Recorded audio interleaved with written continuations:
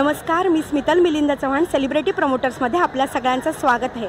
तुम्हाला आता खूप सगळ्यांना उत्सुकता असणार ती आपल्या गणपती बाप्पाच्या येण्याची, आणि आता दरवर्षीप्रमाणे स्टार प्रवाहाचा गणेश उत्सव सोहळा आपल्या भेटीला येतो आणि आज आपल्यासोबत रेड कार्पेटवर आहेत आपल्या सगळ्यांचेच लाडके अभिनेते म्हणजे मिलिंद सर आणि आपल्या सगळ्यांचेच लाडके असे आपल्या ज्याची सिरियल तुम्ही आवर्जून बघत असता। काय सर, कसे आहात? मी खूप छान आहे, थँक्यू। गणपती बाप्पा मोरया। येस, खूप छान वाटते तुमच्या लुककडे बघून, पहिल्यांदा असं फ्रेश वाटलं बघूनच तुम्हाला। काय सांगाल तुमच्या लुकबद्दल? दर्शना शानबागनी हा माझा लुक डिझाईन केला आहे, हे कॉस्ट्यूम डिझाईन केलेलं आहे आणि दरवर्षी आज 4थं वर्ष आहे ती माझे कॉस्ट्यूम डिझाईन करते। आणि गणपती उत्सव, स्टार प्रवाहाचा गणपती उत्सव असेल तर मी दर्शना शानबागांना सांगतो, दुर्गा कलेक्शन त्यांचं कंपनी आहे ते, आणि ते खूप छान स्वतः पेंट करतात। गणपती नमः आणि असं त्यांनी छानसं याच्यावर पेंट केलेलं आहे आणि त्यामुळे छान गणपतीमय वातावरण झालेलं आहे। गणपती बाप्पा आता येत आहेत आणि छान वाटतंय। येस, आता गणपती बाप्पा येत आहेत ह्याच्यातच खूप एनर्जी आहे, तर ह्या सोहळ्याबद्दल देखील तुम्ही काय सांगाल?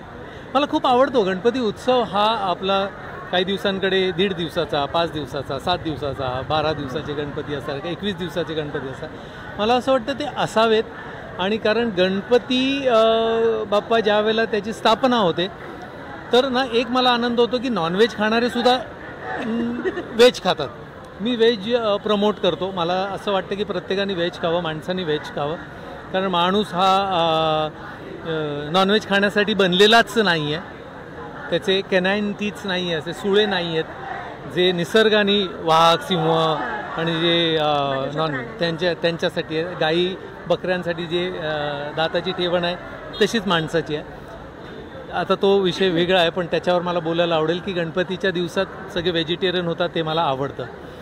आणि वातावरण खूप छान असतं, भक्तिमय वातावरण असतं। गणपतीच्या दिवसामध्ये तुम्हाला ना कोणाकडे मी येऊ का किंवा तुम्ही या असं सांगायची गरज लागत नाही। गणपती असतात, तुम्हाला डायरेक्ट गेलात तरी तुमचं स्वागत केलं जातं। नाहीतर हल्ली काय झालं आहे की कोणाकडे जायचं तर अपॉइंटमेंट घेऊन जायला लागतं, तुम्ही आहात का, मग या वेळेला येऊ का, त्या वेळेला येऊ का, असं बरंचसं आता हल्ली। पूर्वी तसं व्हायचं नाही की मी चाललो आहे, मी या एरियात होतो, मी घरी आलो। पण गणपतीच्या दिवसात प्रत्येक माणूस एकमेकांच्या घरी जातो, दर्शनाला जातो, ते खूप छान असतं। छान छान पदार्थ बनवले जातात। आता गोड खाणाऱ्या लोकांसाठी, मी खात नाही, पण गोड खाणाऱ्या लोकांसाठी तर चंगळच असते, मोदक आणि बऱ्याचशा बर्फ्या आणि मिठाया असतात। तर गणपती वातावरण खूप छान आहे। आणि हिंदू धर्मामध्ये ना जे सण आहेत त्यातले खूप कमी सण आहेत ज्याच्यात तुम्ही एकत्र येता। बाकीच्या धर्मांमध्ये एकत्र प्रार्थना करायची सवय आहे। आपल्याकडे तसं टिळकांनी सुरू केलं होतं, पण लोकांना त्याचा अर्थ कळला नाही की का ते सण सुरू केले होते। तर आपण हिंदू लोकांनी किंवा माणसांनी एकमेकांच्या जवळ राहावं किंवा एकमेकांना भेटावं, एकमेकांची सुख दुःख जाणून घ्यावी, याच्यासाठी ही सण आहे। तर त्या सणांच्या मागचा उद्देश हा बऱ्याचशा लोकांना माहिती नसतो।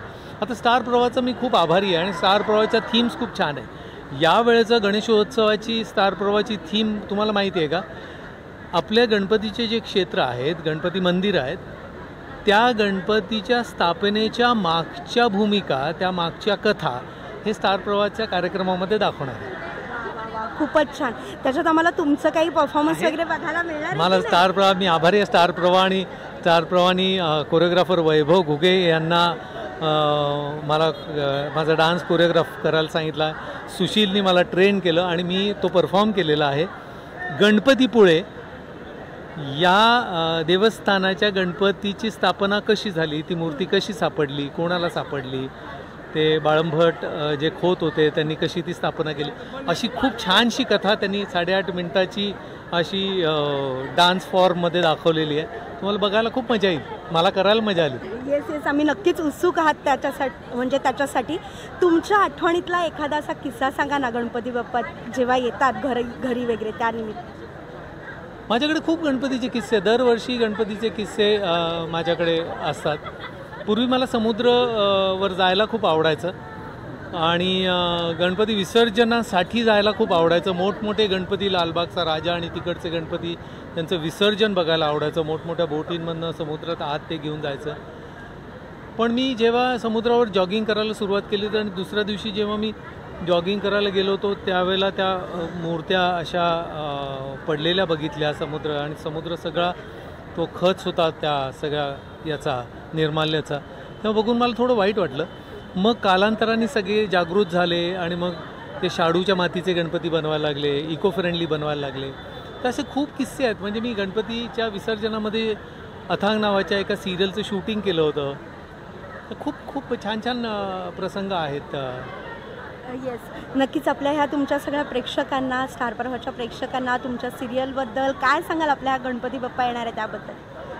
मला असं वाटतं की आमच्या आई कुठे काय करते या मालिकेमध्ये सुद्धा गणपतीची स्थापना होते. तर तुम्ही आमच्या गणपतीच्या दर्शनाला या.